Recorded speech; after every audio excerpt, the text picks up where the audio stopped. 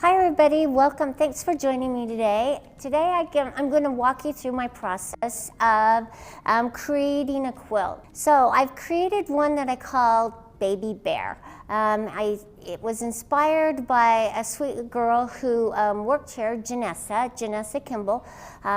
Colby works here, her husband, and she got pregnant and she's expecting their first child. After knowing her and appreciating everything that she brought to the Grace Company, I wanted to do something for them to celebrate this occasion that they're going to have this sweet little baby boy. And I know she loves animals. So that inspired me to create a bear. And I like bears in general. So I designed a bear. And I looked out online to see who else has created bear designs and things like that. So I used the internet as part of my inspiration.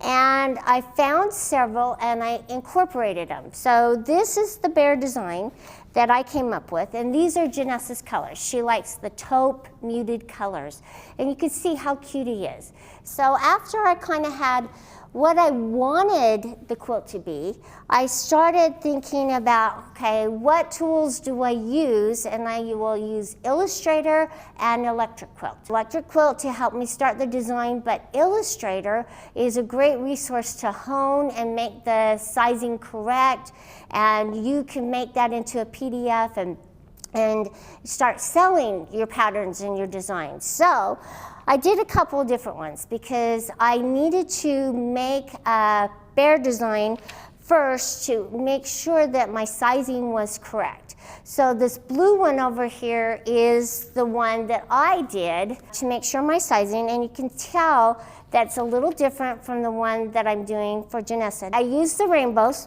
around hers, and I used these little points to emphasize the little bear. Then this is the one I did for today to make sure the sizing. You'll see that I incorporated the bear claw pattern into my quilt. So it was really fun. You guys, the whole process of creating a quilt is so much fun, and I want to encourage you to kind of branch out. If you are used to using patterns, you have the capabilities of design.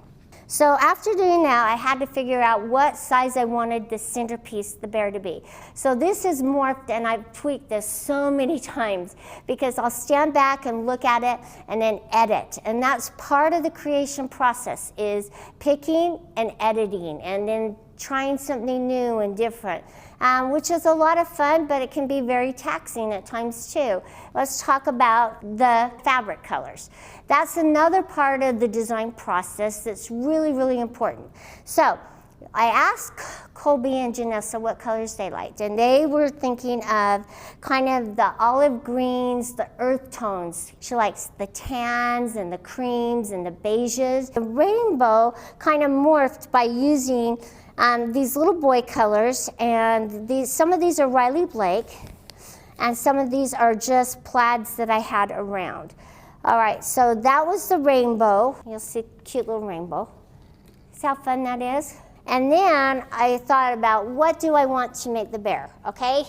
So for my bear, I wanted to use just the light and the dark, or I could have done opposites. And I always knew that I wanted his little face part right here to be white because it points out his nose and everything. It just makes him cuter. So after I picked out my fabrics, I've got my borders and everything. These are the colors that I used for my quilt here. It was a lot of fun. I was able to incorporate this fun, bold print. I love this because it has the blues and the greens, and incorporated them together. And then I had this polka dot that I really wanted to use as well, but it's really busy. So think about how busy these are, and it's a baby quilt. So sometimes we do want it to be a little loud, and sometimes we want it to go to sleep. So the muted colors are probably even better. So I used EQ for part of it. And I printed off the templates and everything because they have different ways that you can print it off. So I was able to piece my full-size block together, and here it is. And this is just a quick piecing job of taping everything together, you guys.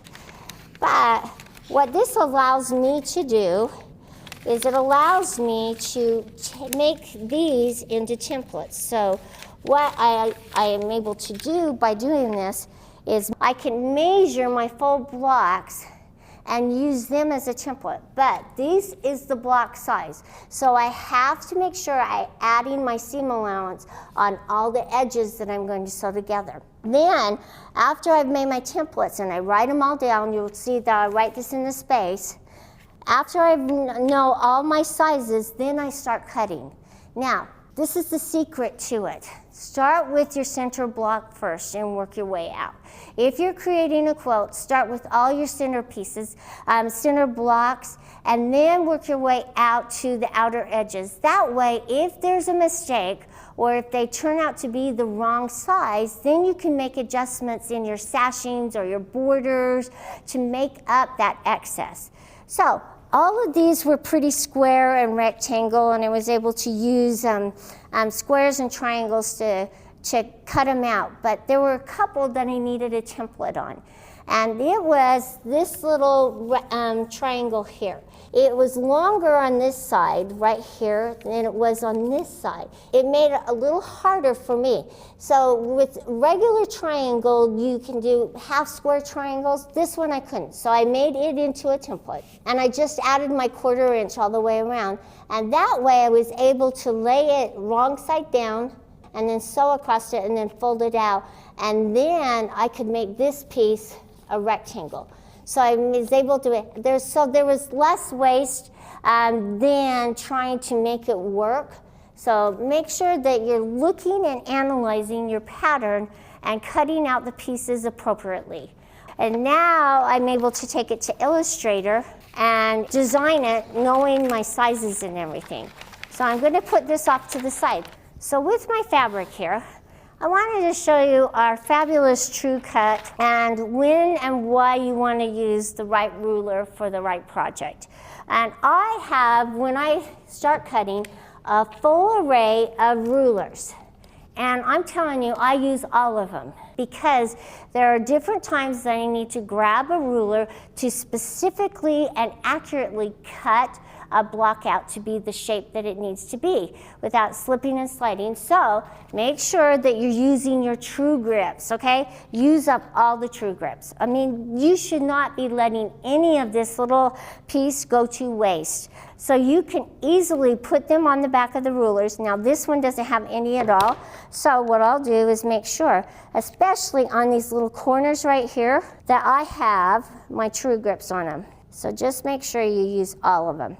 And that way, it'll be more stable, and as you're pressing down, you don't have to press as hard for your joints, and it won't allow it to slide. So with this 6.5 by 24.5, I do not have a long arm that can reach up all the way to the top to stabilize it. So when you're using the 6.5 by 24.5, make sure you have your true grips on it, but it is great for long strips, as you're cutting long strips this way. And what's nice about it is that you can line up the top edge of your mat to the bottom edge and make sure you're on the right number or line, measuring line, and then cut. So I always have my 2 cutters. Well, I have probably more than that, you guys at home. So I have one with the guide that if I need my strips to be so nice and accurate, I am using the guide and I'm just placing it in and then just cut all the way to the top. All right? There are times when I'm cutting multiple layers that my cutting doesn't need to be quite as accurate, okay? And I can square things up, that I use the cutter without the guide because I want to get through the cutting process a little quicker and a little faster. So I will have one without the guide so I can go through more layers. What's nice about these comfort cutters, and I don't know if you knew this, is that when it comes to these curved templates, all you have to do for when you're cutting, use a flat-headed pin. So a pin that lays down flat so that you can put your ruler over it. But I wanted to show you how cool this is that actually with this cutter, I'm able to just stabilize it good enough where I can go around and just cut. And see, it just gives me accuracy. Now, I don't know if I could do this with my 60, but this is my 45. But look how nice that curve is and how accurate it is. This is great to utilize and go around those curves or those circles that you need to. You actually get more control. So make sure you use the cutter and really enjoy it. And you could sit down in front of the TV and cut out all your curved templates and just make sure that you have a nice table in front of you and you're just cutting. So I told you about the long ruler, that it's nice for strips because you can line up the top and the bottom. But as I was cutting, what if you had a strip that you needed to cut wider but it wasn't longer? That's where the 6.5 by 12.5 comes in. It gives you half of your mat. So now you don't have to line it up all the way up here, so it's going to be more accurate. You're using the center line here to cut. So use the 6.5 by 12.5. If you don't have it, it's a nice ruler to add to your arsenal of rulers. Now let's talk about these two. Okay, these are thinner and longer. I like this one for strips that go a little taller, but they're not quite as wide, okay? So if I had any strip that was less than 3 inches, then I would use this to cut, but it's not as tall all the way to the top. So I use this one all the time as well. At this one, I cut for my little teeny tiny pieces, my little squares, my little rectangles, my triangles, because it helps me mark it up. What I like about this one as well is that I can make this 1/4 of an inch and turn it this way and add. The holes help you line it up, make it more accurate for marking. So if you have a hard time lining up your 1/8 inch markings, your 3/8, your 5/8, your 7/8, these are good rulers to have. Yes, I do know that we have our 2 inches, so make sure that you're using the 2 inches on the side that you're not measuring with, and make sure you're using the right side that doesn't have it, but it just gives you the added extra of, squaring everything up. You can go up and across, and I use all 3 sizes. So the bigger blocks, I'll use the 9.5 inch. The smaller blocks, the 6.5 inch. And like I said, I have them all out, and they're all over the counter because I'm picking and choosing the ruler that works best for as I'm cutting the shape out. All right, last but not least, I wanted to just talk about making a template, okay? If you're running short on fabric, using half square triangles is probably not the best way to cut. So to make a template, cut out from a piece of paper your size square, and then from that, so let's just say we have a 6.5 by 6.5 inch square. What I'm going to do is just cut it and cut across, and I'm going to make it a 5 inch triangle, so a 5.5 inch triangle or something like that. I just wanted to show you how to make it into a template. So I'm just going and marking from side to side. That's my 1/4 inch, 1/4 inch, all the way around. And then I'm going to cut it in half. And by doing this, what you're doing is actually not wasting as much fabric. And make sure that your points match up as you're cutting it. And then use this as your template. It will save you on a lot of fabric. So as you're cutting, then you can just cut out your triangles, and then you're not wasting this extra half on your half square triangles. Now, if you want to cut off these points and make sure that the points aren't matching up, you could actually kind of cut it down this direction or this direction to make sure that it aligns with it. But use a template when the times that you need it. Don't waste any fabric if you don't need to or you don't want to. And actually, there are a lot of pieces that I like to reuse in other projects.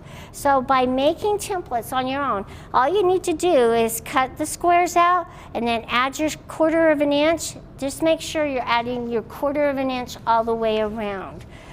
That's really it. on my tips and tricks for cutting and piecing, and I hope you found some inspiration for getting out there and starting to design your quilt. Go out there and look around. There's a whole world of inspiration out there on the internet. Come to graceframe.com for more inspiration. So join me for the second half of Baby Bear as I jump in and start talking about how I'm going to quilt it.